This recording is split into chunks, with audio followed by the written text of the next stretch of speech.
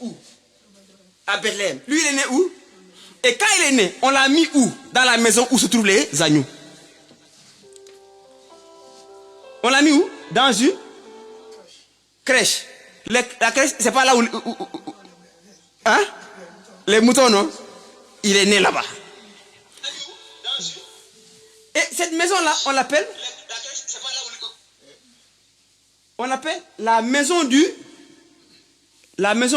pain. Et la Bible, Jésus dit, je suis le pain vivant descendu du ciel.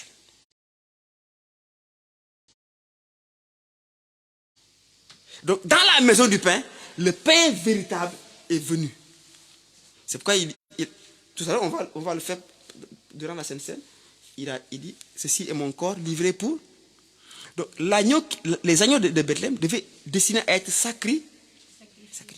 Et quand Jean-Baptiste dit, voici l'agneau de Dieu qui enlève le péché du monde, comment il va l'enlever? Après son sacrifice, parce que sans effusion de sang, il n'y a pas de pardon. C'est pourquoi nous, on ne va pas acheter mouton à ces races pour tuer. Nous, le véritable, Jean-Baptiste nous a montré l'agneau véritable qui a versé son sang une fois pour toutes pour nous. Et nos péchés. On n'a pas besoin d'aller acheter mouton. On n'a pas besoin. C'est pourquoi il était nécessaire que le Fils de Dieu lui-même vienne sur la terre, qu'il prenne notre chair humaine pour pouvoir donner sa vie. Parce qu'en tant que Jésus, il ne peut pas être égorgé. Va au parc d'Anne, attrape le lion. C'est le lion que je vais égorger aussi. Tu peux égorger un lion? Voilà. Il fallait qu'il quitte sa position de lion pour devenir un agneau. D'accord? Et un agneau, quand on le tue, il ne se débat pas. N'est-ce pas? Il se laisse faire. Alléluia. Voilà ce que Jésus a fait pour nous. N'est-ce pas? Et les anges ont proclamé, n'est-ce pas, que gloire à Dieu, n'est-ce pas, et paix sur la terre aux hommes de bonne volonté. Parce que l'agneau là, il est venu apporter quoi? La paix aux hommes. Et c'est quoi la paix dont il est question ici? Ce n'est pas l'absence de guerre.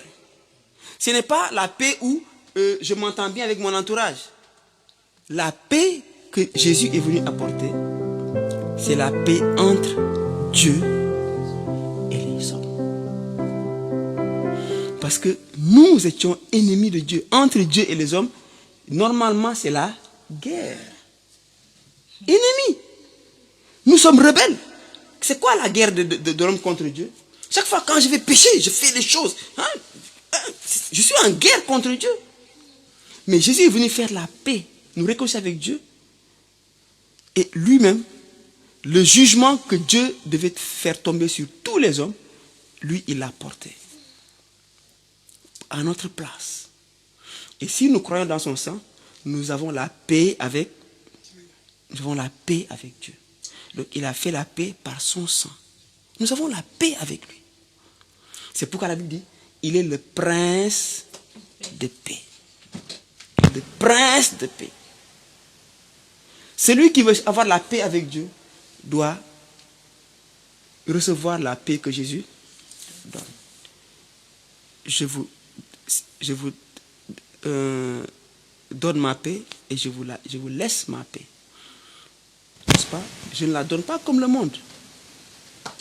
Pas comme la paix du monde. Dans le monde, pour avoir la paix, quand on était enfant, là, quand on se bagarrait, les grandes personnes, quand ils venaient, viennent pour faire la paix. Mais pour faire la paix, ils chicotent l'autre, ils chicotent l'autre. Et quand on t'a bien chicoté là, c'est fini. N'est-ce pas? Donc on fait la paix en montrant la force. Même dans les pays là, quand deux pays sont en guerre, on veut faire la paix, on montre la force. Vous avez compris? Le monde donne la paix en faisant la force. J'ai un problème avec ma femme.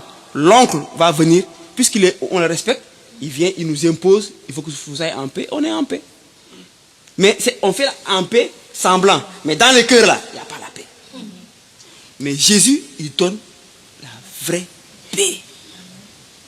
Ou quand tu sais que Dieu t'a pardonné, et tu es réconcilié avec Dieu, et tu ne deviens plus son ennemi, mais tu deviens son enfant.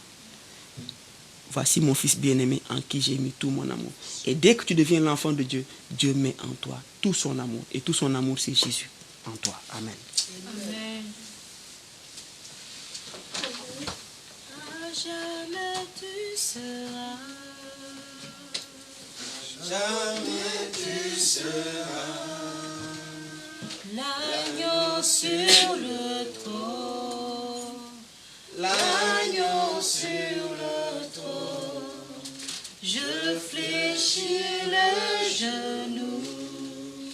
Je fléchis le genou. Est venu se donner pour nous afin que nous soyons sauvés. Il est le sauveur qui a été promis, il est le sauveur qui est descendu afin d'accomplir la volonté de Dieu. Il a dit dans Hébreu, voici je viens dans le rôle du livre, il est question de moi pour faire, ô Dieu, ta volonté. Et sa volonté était pour nous de mourir à la croix afin que nous ayons la vie éternelle. Parce qu'il a dit dans la parole, car tous ont péché et sont privés de la gloire de Dieu. Mais il nous a fait entrer contempler la gloire de Dieu.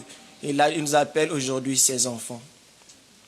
Père, ce matin, nous voulons encore élever, bénir ton nom, Seigneur. Nous voulons être reconnaissants, Seigneur, devant toi, parce que, Seigneur, tu es l'agneau véritable, Seigneur. Tu es, Seigneur, celui qui est promis. Tu es au commencement, tu es à la fin de toutes choses, Seigneur. Et tu nous as fait habiter, tu nous as fait entrer dans le véritable, Seigneur. Tu nous as fait marcher, Seigneur, sur les sentiers de la justice, sur les sentiers de la vie véritable, Seigneur. Père, ce matin, nous élevons, nous glorifions ton nom, Seigneur, parce que, Seigneur, oh Dieu, dans les cieux, sur la terre, nul n'était incapable, Seigneur, mais c'est toi, Seigneur, qui fus digne, Seigneur.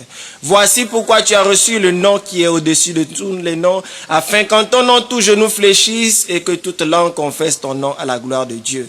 Et ce matin, nous voulons encore confesser ton nom. Nous voulons déclarer, proclamer que tu es Seigneur. Tu es Seigneur de ma vie. Tu es Seigneur de l'éternité. Et à part toi, Seigneur, il n'y a aucun Dieu, Seigneur. Les dieux que les hommes se sont formés, Seigneur, sont que des faux dieux, Seigneur. Parce que personne, Seigneur, oh Dieu, n'était digne. Personne, oh Dieu, était saint. Personne, oh Dieu, n'avait la force, Seigneur, Père, de pouvoir ressusciter. Mais toi, tu es entré dans le tombeau, Seigneur. Tu as donné 3 jours à l'humanité, Seigneur, que tu te révéleras, que tu vas te relever, Seigneur. Effectivement, dans les 3 jours, tu t'es relevé, Seigneur. Père, qui est semblable à toi, Seigneur. Tous les dieux, tous les faux dieux, Seigneur, sont actuellement dans leur tombe, Seigneur. Leur histoire, Seigneur, est révolue, Seigneur. Mais aujourd'hui, le monde, Seigneur, oh Dieu, Père, toujours aveugle, Seigneur, croit en ces faux dieux. Mais, Seigneur, ce matin, tu veux nous faire comprendre, Seigneur, que tu es le véritable, Seigneur. Tu parles, Seigneur, encore aujourd'hui. Tu agis encore aujourd'hui. Voilà pourquoi, Seigneur, nous élevons la voix en ton nom, Seigneur. Voilà pourquoi tu agis encore en ton nom, Seigneur. Voilà pourquoi en ton nom, Seigneur, oh Dieu, des choses merveilleuses se produisent, Seigneur. Voilà pourquoi toi seul nous voulons t'adorer, Seigneur. Du fin fond de nos cœurs ce matin, nous voulons dire que nous voulons t'adorer, Seigneur. Nous voulons, Seigneur, honorer ton sacrifice. Nous voulons honorer la personne de Jésus-Christ dans nos vies, Seigneur. Nous ne voulons pas avoir honte de toi, Seigneur, mais nous voulons proclamer ton nom haut et fort. Partout où nous sommes, Seigneur, nous voulons reconnaître ta seigneurie, Seigneur. Père, nous bénissons ton nom. Nous bénissons ton nom, Seigneur. Toi seul, tu mérites la gloire, tu mérites l'adoration, Seigneur. Reçois ce matin, Seigneur, oh Dieu, l'adoration de nos cœurs, l'adoration de nos vies, Seigneur. Que tout en nous, Seigneur, tombe, Seigneur, et que toi seul, tu sois élevé, Seigneur, au nom de Jésus. Amen. Assis sur ton trône de gloire, tu règnes à jamais, élevé. Élevé au-dessus de tout l'univers, tu règnes à jamais. Assis sur ton trône de gloire, tu règnes à jamais. Élevé, élevé au-dessus de tout l'univers, tu règnes à jamais. Tu règnes à jamais. Tu règnes à jamais. Dans ma vie, tu règnes à jamais. En ce lieu, tu règnes à jamais. Dans ma maison, tu règnes à jamais. Partout où je suis, tu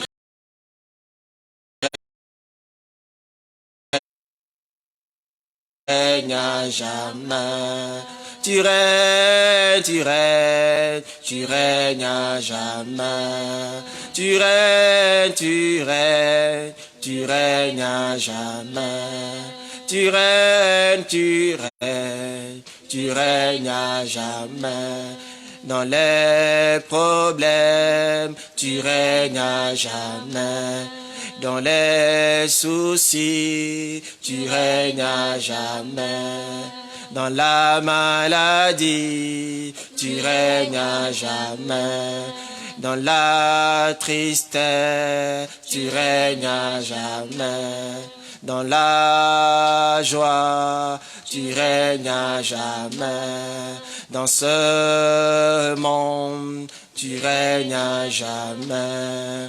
Au Sénégal, tu règnes à jamais. Oui, règne, tu règnes à jamais. Seigneur, que ton règne descende au milieu de nous, Seigneur. Que ta volonté, Seigneur, s'accomplisse. Au nom de Jésus. Est-ce que quelqu'un peut lever la voix et prier pour le message?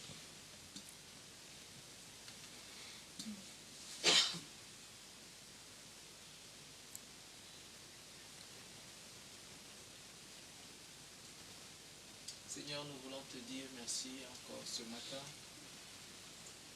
pour ce temps, Seigneur Dieu, pour cette parole que tu as préparée pour nous, Seigneur. Éternel Dieu, ta parole est une lampe à nos pieds, une lumière sur notre sentier. Seigneur, que cette parole qui sort vienne pour nous éclairer, Seigneur, afin que nous puissions marcher avec assurance, Seigneur, dans les ténèbres. Seigneur Dieu, nous remettons entre tes mains, Seigneur, ton serviteur que tu vas utiliser. Nous prions que ce qui est de la chair se taise et que ce soit ton Esprit seul qui parle, Seigneur. Éternel Dieu, dispose nos cœurs et que cette parole, Seigneur, trouve des terres fertiles, Seigneur, et qu'elle portera beaucoup de fruits, Seigneur. Merci pour ta faveur, merci pour la guérison que, Seigneur Dieu, tu fais accompagner de ta parole dans le précieux nom de Jésus. Amen. Amen. Nous allons lire ce passage dans Michée, chapitre 7. Je vais demander à la sœur Thérèse de m'accompagner dans la lecture. Michée, chapitre 7, versets 8 à 10. Amen.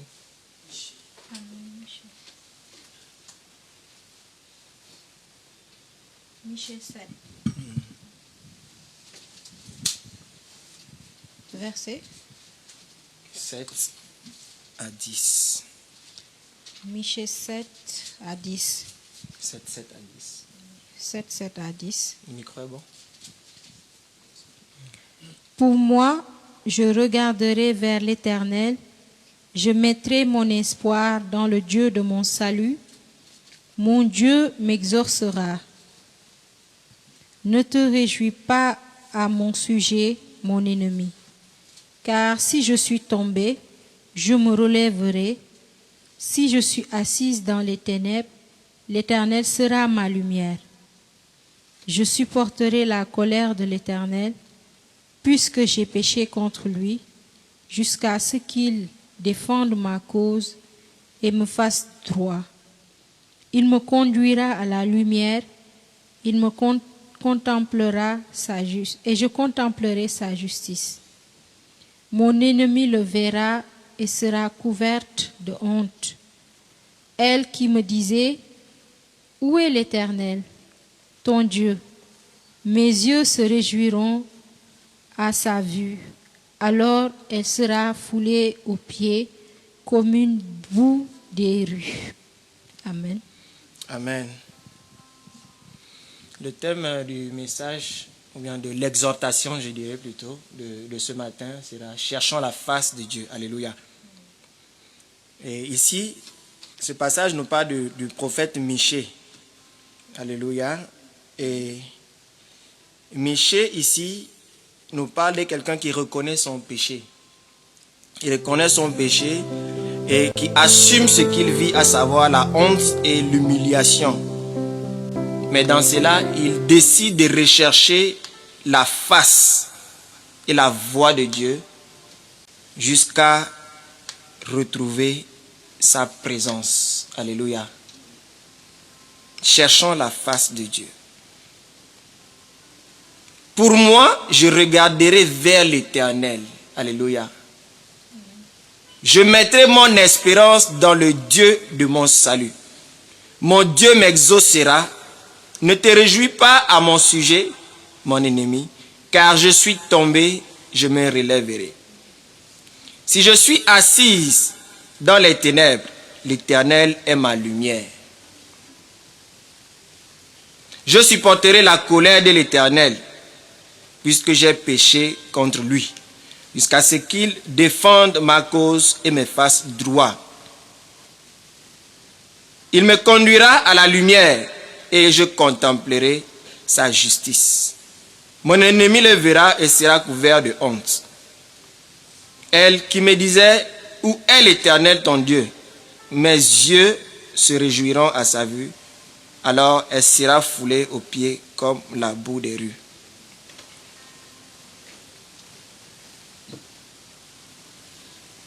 Le prophète Michée ici regarde à l'Éternel et attend sa délivrance, ou bien la délivrance du peuple. Alléluia. Cherchons la face de Dieu. La pensée est un peu mélangée, mais le Seigneur va nous aider. Alléluia. Nous allons encore lire un autre passage dans Genèse chapitre 3.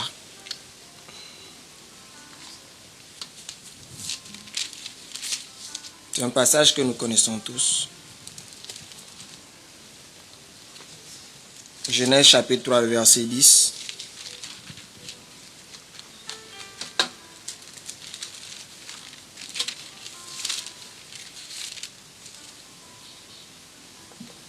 Genèse 3, verset 10. Il répondit, j'ai entendu ta voix dans le jardin et j'ai eu peur parce que je suis nu et je me suis caché. Amen. Ce passage également nous parle de Adam et Ève. Adam et Ève étaient des créatures de Dieu. Et Dieu les a placés dans le jardin. Alléluia. Dans sa présence. Et chaque soir, Dieu venait les visiter dans le jardin. Alléluia. Mais quand ils ont péché, ils ont été retirés de la présence de Dieu. Alléluia. Et il y a une chose que nous devons savoir que le péché cause un blocage autant pour moi, entre nous et Dieu. Le péché crée une séparation entre nous et Dieu. Dieu a horreur du péché. Alléluia. Et le thème de l'exhortation, c'est cherchons la face de Dieu. Pourquoi nous devons chercher la face de Dieu? Nous devons chercher la face de Dieu parce que c'est en Dieu seul que nous pourrons trouver le véritable repos et la véritable paix, comme nous l'avons vu ce matin. Alléluia. Amen. Dans Genèse, verset 10, chapitre 3, verset 10, il répondit, j'ai entendu ta voix dans le jardin et j'ai eu peur parce que je suis nu et je me suis caché. Est-ce que quand Dieu venait visiter Adam et Ève chaque jour dans le jardin, chaque soir dans le jardin, est-ce qu'ils avaient peur? Ils n'avaient jamais peur. Mais quand ils sont tombés dans le péché, ils ont eu peur. Ils ont commencé à avoir peur. La peur est née du moment où l'homme a péché. Et souvent également dans nos vies, lorsque nous péchons, nous aimons fuir la présence de Dieu au lieu de chercher en ce moment la présence de Dieu. Mais la Bible déclare aussi que le diable est l'accusateur. Il est l'accusateur de nos frères. Alléluia. Et chaque fois, l'ennemi nous accuse. Tu as fait ceci, tu as fait cela. Le plus important n'est pas de tomber dans le péché, mais le plus important, c'est de retourner à Dieu. Alléluia. Et dans ce passage de Genèse, Adam dit, j'ai entendu ta voix dans le jardin et j'ai eu peur parce que je suis nu. Où est-ce qu'Adam et Ève se trouvaient? Adam et Ève se trouvaient dans la présence de Dieu qui est le jardin d'Éden. Alléluia. Et où est-ce que Adam et Ève devaient retrouver, devaient retrouver la véritable paix, ou bien la relation avec le Seigneur Jésus-Christ? C'était dans le même jardin. Cela veut dire que lorsque nous péchons, nous devons retourner à Dieu pour retrouver la véritable paix. Au lieu de fuir la présence de Dieu, nous devons chercher Dieu au lieu de départ. C'est un message que le pasteur a une fois donné, un jour. Adam était dans la présence de Dieu et il a péché, il est tombé. Pour retrouver Dieu, il doit retourner dans la présence de Dieu pour trouver Dieu. Est-ce que nous retournons dans la présence de Dieu pour retrouver Dieu ou bien nous fuyons la présence de Dieu, sachant bien que c'est l'ennemi qui nous fait fuir la présence de Dieu. Et en fuyant la présence de Dieu, nous n'avons pas la paix. Nous sommes tout le temps culpabilisés. Alléluia. Le péché est quelque chose qui nous bloque notre relation avec Dieu. Mais Dieu, nous aimant, veut toujours que nous revenions à lui. L'histoire du fils prodigue peut déjà nous servir d'enseignement. Il a dissipé tous ses biens. Mais la Bible dit qu'il est rentré en lui-même. À un moment donné, nous devons rentrer en nous-mêmes pour dire, Seigneur, voici ce que j'ai fait. J'ai fait ce qui est mal à tes yeux. Je reviens à toi. Dans Proverbe, la Bible dit que 7 fois le juste tombe, mais il se relève. Cela veut dire même que Dieu savait que l'homme allait tomber. Mais il prépare déjà la solution à ce problème-là. Quand nous tombons dans le péché, Dieu ne se retire pas, mais il attend que nous revenions à lui. Excusez-moi.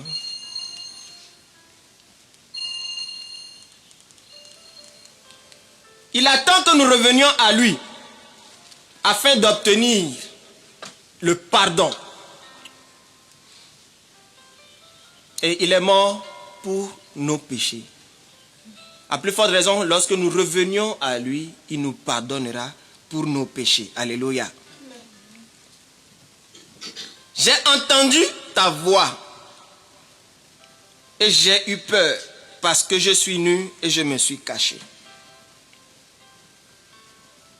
Ma prière ce matin, c'est que nous soyons délivrés de la peur.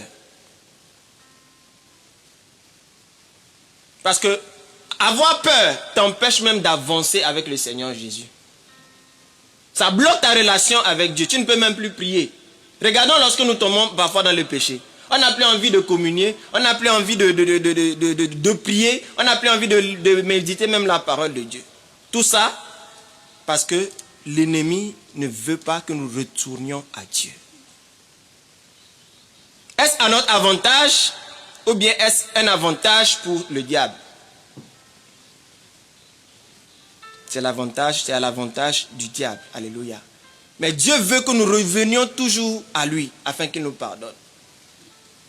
Dans 1 Jean, il dit, si nous confessons nos péchés, lui, il est juste et fidèle pour nous pardonner et nous purifier de toute iniquité. Alléluia. Les hommes accusent, mais Dieu, il n'accuse pas. Il a les bras ouverts lorsque nous nous repentions et que nous revenions à lui. Alléluia. Et quand nous tombons, nous devons aussi faire l'effort de ne plus tomber, mais de compter sur la grâce de Dieu afin de marcher fidèlement selon ce qui est écrit dans la parole de Dieu. Alléluia. Le prophète Michée dit, pour moi je regarderai vers l'Éternel. Alléluia. Je regarderai vers l'Éternel. Je mettrai mon espérance dans le Dieu de mon salut. Alléluia. Et dans le salut là se trouve la guérison, la délivrance, tout. C'est un bagage, sozo. Il dit, je mettrai mon espérance dans le Dieu de mon salut. Ne te réjouis pas, mon Dieu m'exaucera. Ne te réjouis pas à mon sujet, mon ennemi. Parfois même, lorsque les hommes ou bien des frères, des sœurs tombent, c'est une joie même pour les autres. Supposons que je tombe aujourd'hui. Au lieu que l'église me relève, l'église peut me noyer. Et ça, on peut même le trouver dans les assemblées. Alléluia. Nul n'est épargné. Que tu sois serviteur, que tu sois n'importe qui. Le péché est à ta porte. Mais la Bible dit, domine sur lui. Cela veut dire que je ne suis pas épargné. Je dois juste être éveillé. Mais ce que nous devons faire quand un frère ou bien une soeur tombe dans le péché, c'est relever cette personne-là et l'encourager. Mais cela manque aujourd'hui dans le corps de Christ. Cela manque dans le corps de Christ. On préfère accuser, tel a fait ceci, tel a fait cela, à murmurer de gauche à droite. Toi qui accuses le péché, tu es en train de pécher par ton accusation. Alléluia. Et Dieu ce matin, bien-aimé, veut qu'on se répande par rapport au jugement que nous faisons sur des frères et des sœurs dans le corps de Christ. Parce que Dieu ne nous a pas établis pour être des gens qui accusent, mais des gens qui jouent le rôle d'intercesseur. Et ici, le prophète Michée est en train de jouer un rôle d'intercesseur en faveur du peuple. Alléluia. Amen. Combien de fois avons-nous intercédé pour nos frères, nos soeurs qui sont tombés? Parfois même, on ne pense même plus qu'ils vont revenir un jour à Jésus. Mais nous les accusons jour et nuit comme le diable accuse jour et nuit. Alléluia. Il dit, verset 8, « Ne te réjouis pas à mon sujet, mon ennemi, car je suis tombé, je me relèverai. » Alléluia. Bien aimé, le jour où le frère ou bien la sœur va se repentir, va se relever, toi, tu risques de rater le ciel. Pourquoi? Parce que toi, tu es toujours sur son jugement, sachant que le frère ou la sœur s'était relevé depuis que Dieu l'a pardonné. Alléluia. Je suis tombé, je me relèverai. Parfois même nous allons sur les réseaux sociaux, nous voyons des vidéos des gens du monde, des homos, tout ça, nous critiquons. Ça c'est tous les jours. Regarde telle personne, oh, elle a vendu son âme au diable, ainsi de suite. Bien-aimé, quand Dieu, je pense, nous montre des choses comme ça, nous devons intercéder pour ces gens-là. Parce que ces gens-là n'ont pas accepté l'état dans lequel ils sont. Mais c'est quelque chose qui les a poussés à devenir ce qu'ils sont aujourd'hui. Et ce qui pousse les gens à devenir comme ces gens-là, c'est le diable. Pourquoi? Parce que le diable rôde cherchant qui détruire. La Bible dit qu'il est un voleur, il est un égorgeur et il est une personne qui détruit. Alléluia. Et aujourd'hui, le diable est en train de détruire l'humanité par toute forme de séduction. Que ce soit en prêchant le faux évangile, que ce soit en exposant ou bien en livrant les hommes et les femmes à l'impudicité et aux choses de ce monde, afin qu'ils ne n'héritent pas le royaume de Dieu. Ne te réjouis pas à mon sujet, mon ennemi, car si je suis tombé, je me relèverai. Si je suis assise dans les ténèbres, l'Éternel sera ma lumière. Alléluia. L'Éternel sera ma lumière. La Bible dit que nous sommes la lumière du monde. Alléluia. Ou bien c'est pas ça? Nous sommes la lumière du monde. Et une lumière est censée faire quoi? Éclairer quoi? Éclairer le monde. Nous étions dans les ténèbres. Dieu nous a sortis des ténèbres et nous a amenés dans son admirable lumière. Maintenant, étant dans la lumière, nous devons éclairer ceux qui sont dans les ténèbres. Mais au lieu d'éclairer ceux qui sont dans les ténèbres, on les plonge, merci ma soeur, encore dans les ténèbres, afin qu'ils ne sortent pas des ténèbres. Avions-nous compris le sens de la lumière que Dieu nous a donnée? C'est pour apporter la vie à ceux qui sont dans la tristesse, dans la désolation. C'est pour que je puisse relever mon frère et ma soeur qui est dans les difficultés. Alléluia.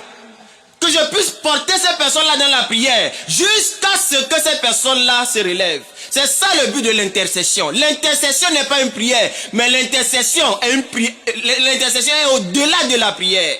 Cela veut dire que je fléchis genoux devant le Père jusqu'à ce que je vois le frère et la sœur se relever. Tant que je ne vois rien se manifester, je dois continuer à prier pour le frère, à prier pour la sœur. C'est ça la véritable intercession. Aujourd'hui, l'église prie beaucoup, mais n'intercède pas. On prie, on prie, on prie, on prie. Mais on n'intercède pas. Cherchons la face du Seigneur. Et dans l'intercession même, Dieu peut révéler des choses cachées. La Bible dit que Dieu annonce dès le commencement ce qui doit arriver. Mais Dieu va annoncer ça à qui? Dieu va annoncer ça à la personne qui passe du temps dans sa présence et qui fléchit genoux. La Bible dit que la prophétesse Anna, elle était tous les jours dans le jeûne et dans la prière. Aujourd'hui, on a fait du prophète une personne qui prophétise. Une prophétesse est la personne qui intercède. Parce que tu as prophétisé une seule fois, tu es prophétesse. Tu es prophète. Alléluia. Dieu veut que nous soyons des hommes et des femmes qui prient, qui intercèdent. Alléluia. La Russie et l'Ukraine ont des soucis actuellement. Quand tu vois sur les réseaux sociaux, prions pour l'Ukraine. Ils ont abandonné la Russie. Est-ce que la Russie n'a pas besoin aussi de Jésus? La Russie également a besoin de Jésus. Et nous devons intercéder aussi pour la Russie et l'Ukraine, afin qu'eux aussi ils voient la lumière de Dieu briller sur leur face et sur le pays. Alléluia. Et cela touche plusieurs aspects, plusieurs domaines de nos vies. Que ce soit dans nos familles, que ce soit dans nos occupations. Nous devons faire briller la lumière de Christ. Alléluia. Si je suis assise dans les ténèbres, l'Éternel sera ma lumière. Dieu veut que nous soyons la lumière dans les ténèbres. Alléluia. Je supporterai la colère de l'Éternel, puisque j'ai péché contre lui, jusqu'à ce qu'il défende ma cause et me fasse droit. Il me conduira à la lumière et je contemplerai la justice. Mon ennemi le verra et sera couvert de honte. Elle qui me disait, où est l'Éternel ton Dieu? Mes yeux se réjouiront à sa vue. Alors, elle sera foulée aux pieds comme la boue. Alléluia. Elle sera foulée aux pieds comme la boue des rues. Cherchons la face de Dieu. Dieu nous interpelle à chercher sa face. Nous allons lire un passage également dans le psaume 27, à partir du verset 7.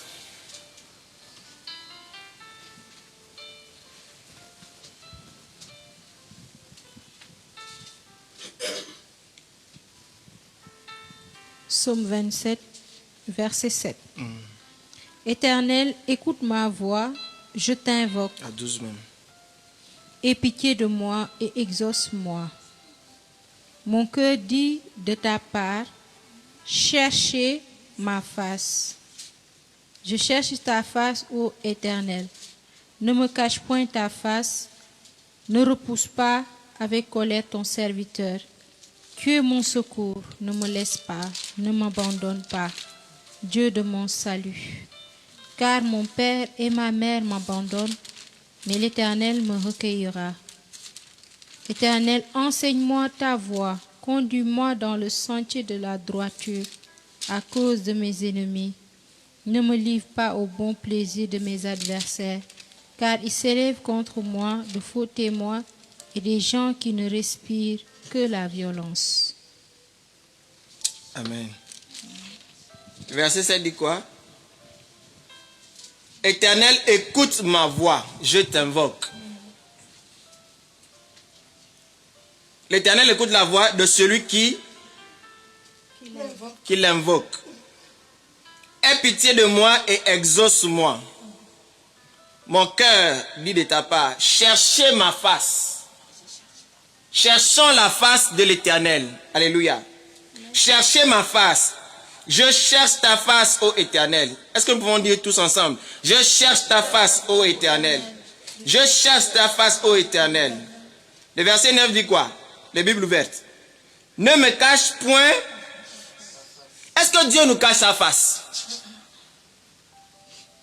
Dieu ne nous cache pas sa face. C'est nous qui fuyons la face de Dieu. Alléluia.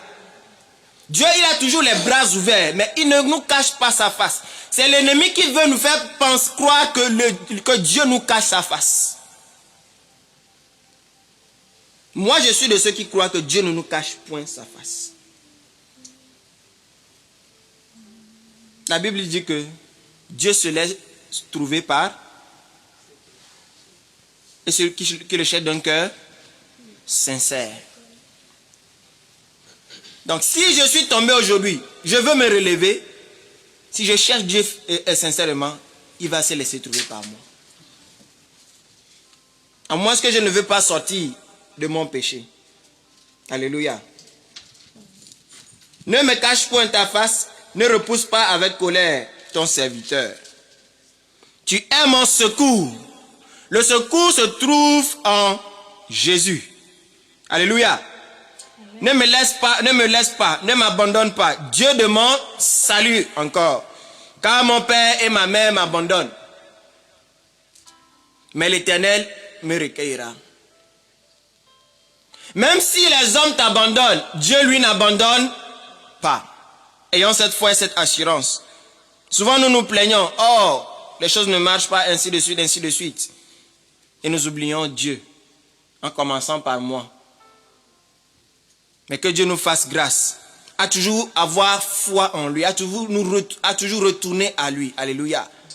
Parce que souvent dans les problèmes, bien aimés, nous oublions Dieu. Hein? Oh, quand les problèmes nous envahissent, oh, tu oublies même qui est Dieu. Tu cherches des solutions de gauche à droite. Job, il a cherché le secours des uns des autres, mais finalement il est revenu à Dieu. Nous devons aussi revenir à Dieu. Alléluia. Car, et je pense même que c'est quand nous sommes fatigués là, que Dieu nous parle. Il dit, laissez-le gesticuler. Quand il sera fatigué, il va revenir. Il va revenir à moi. Car mon père et ma mère m'abandonnent, mais l'Éternel me recueillera. L'Éternel, enseigne-moi ta voie. Disons, Éternel, enseigne-moi ta voie. Enseigne-moi ta voie. Conduis-moi dans le sentier de la droiture. Conduis-moi dans le sentier de la droiture. À cause de mes ennemis. À cause de mes ennemis. Est-ce qu'un chrétien doit avoir des ennemis même? Sœur Gina, est-ce qu'un chrétien peut avoir des ennemis? Non, un chrétien peut avoir des ennemis. Oui, un chrétien peut avoir des ennemis. Hein? Un chrétien peut avoir des ennemis, non? Un chrétien peut avoir des ennemis, combien pasteur? Déjà, le diable, Lui n'est ennemi de personne. Alléluia. À cause des ennemis, ne me livre pas au bon plaisir de mes adversaires, car ils s'élèvent contre moi de faux témoins. Peut-être vous avez été une fois exposé à ce genre de situation. On vous a accusé injustement. Mais qu'est-ce que nous devons faire dans ce genre de situation? Chercher la face du Seigneur. Ça va arriver hier. Je me suis remonté. Je ne veux pas dire. La façon dont tu dis « et là ». Hier, je ne veux pas dire. Est-ce que le micro est là? Et j'ai donné l'argent de gars. 350. Et moi, on m'a servi. Je ne veux pas dire. Tu n'as pas l'argent. C'est quoi ça? Je t'ai donné l'argent. Il a dit non, tu n'as pas donné l'argent. Il a arraché le poulet, tu es malade. Devant les gens. Ah, je me suis remonté sauvagement. Après, les gens m'ont parlé, enseigné, et je suis reparti. Merci. Ça arrive. Et j'ai encore acheté l'autre. Je suis parti. Il est soir. Amen. Vous voyez, nous avons de quoi vraiment demander pardon à Dieu tous les jours.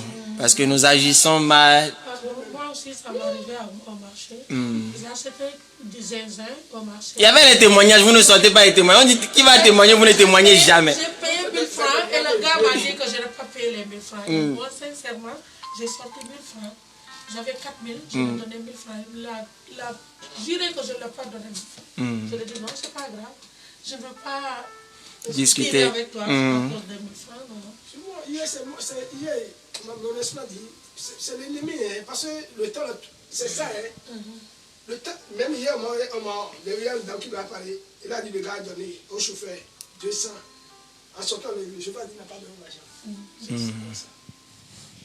Il faut faire attention. Fais beaucoup attention. La Bible dit que le diable rôde. Il rôde. Le diable rôde. Est-ce que le diable peut attaquer celui qui lui appartient déjà? Pourquoi? Il a déjà dans sa prison. Maintenant, le diable va s'élever contre les enfants de Dieu. Il dit qu'il va venir à lui. C'est ça, je vois. C'est ça, je vois. Il y a vraiment, j'ai beaucoup pensé.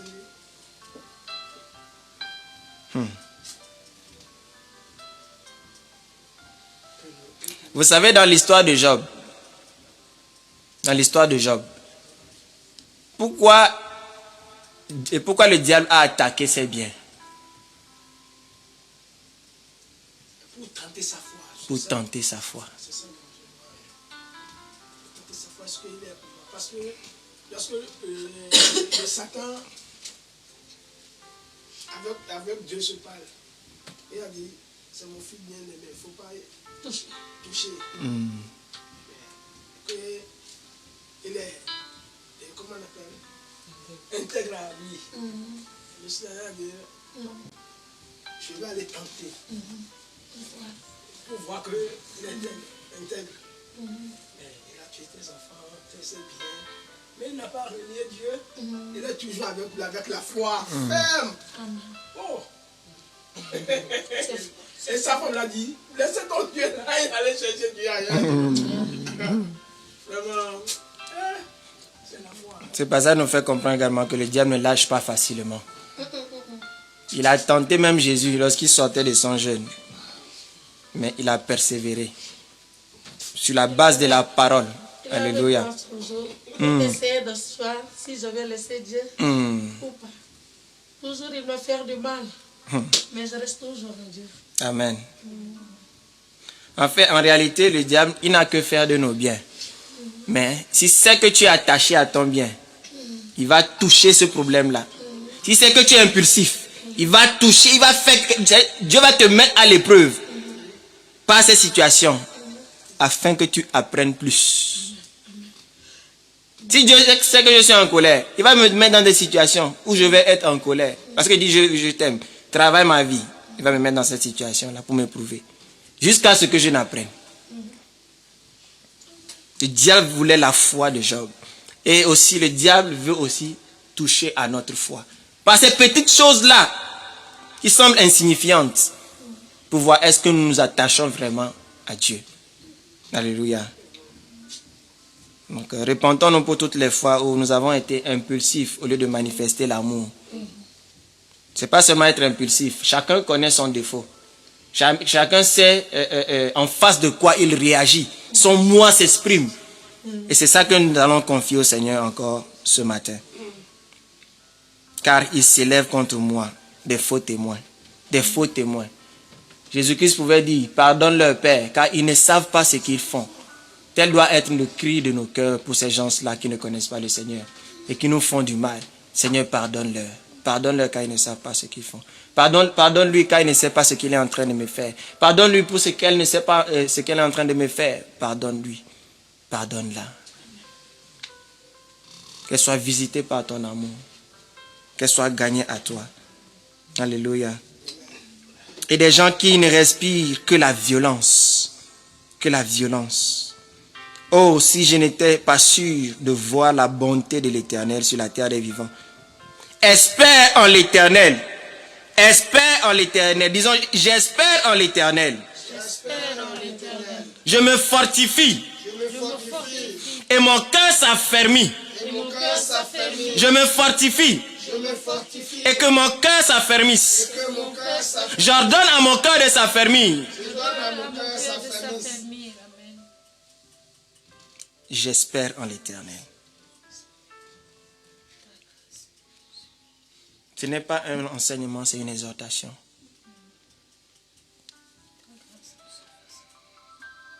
Implorons encore ce matin la grâce de Dieu sur nos vies. Paul dit dans la parole, je cours vers le but. Je ne pense pas encore avoir saisi le prix. Mais je fais une chose, oubliant ce qui est en arrière et me portant vers ce qui est en avant. Ce matin, oublions tout ce que nous avons enduré. Et regardons à l'essentiel. Nous sommes dans une course. Et la personne qui est dans une course ne regarde pas en arrière sans avoir affranchi la ligne d'arrivée. Usain Bolt pouvait dire dans un documentaire qu'il court, que c'est à quelques mètres qu'il regarde en arrière pour jubiler.